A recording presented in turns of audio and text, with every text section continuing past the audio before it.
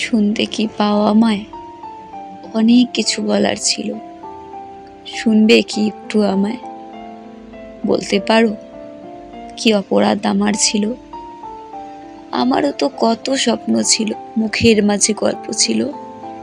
তবুও কেন কুকুরগুলো শরীরটাকে ছিঁড়ে কুড়ে লাশ ঘরে ফেলে গেল?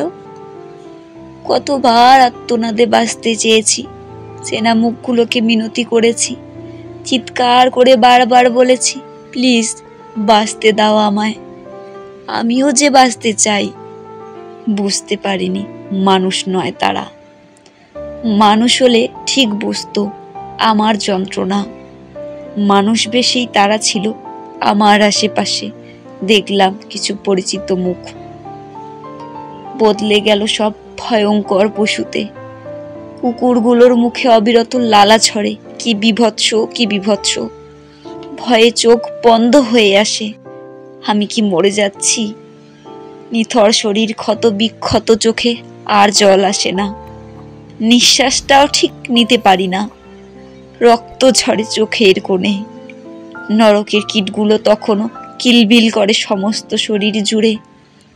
ঘৃণায় বারবার কুকড়ে যায়, ঝাপসা হয়ে আসে চারিপাশে।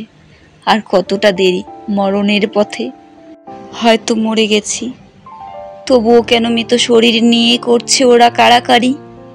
এবার অন্তত মুক্তি দাও মৃত শরীরের কাছে। বলো আর কি চাও?